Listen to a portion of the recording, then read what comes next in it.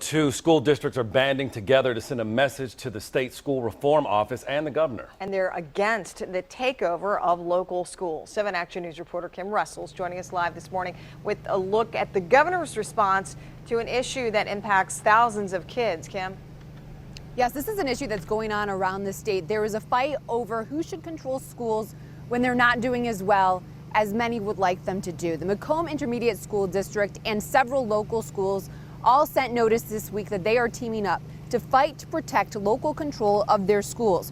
Warren, Van Dyke, Mount Clemens, and Roseville schools asked to join East Detroit Public Schools in a lawsuit against the School Reform Office, which is under Governor Rick Snyder. He took it out from under the Michigan Department of Education recently. Now, this comes after threats of takeovers and closures. I asked the school reform officer about the threat of closing the bottom 5% of schools in a recent interview. This week, the governor posted a video in response. The criticism that I'm hearing of this plan from politicians and from even some school leaders is that closing a school doesn't solve the problem. What do you say to that? No determinations have been made about school closures. But it is on the table. For chronically failing schools. It is not a school closing list. That's just flat out wrong. It's about the lowest performing schools. So it's about the bottom 5%, and it's an informational list.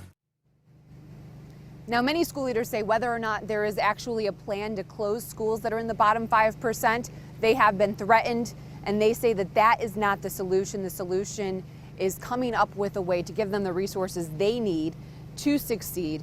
The governor's office, the school reform office, saying that there is some support that they provide. We'll continue to cover this as it moves forward. Reporting live, Kim Russell, 7 Action News.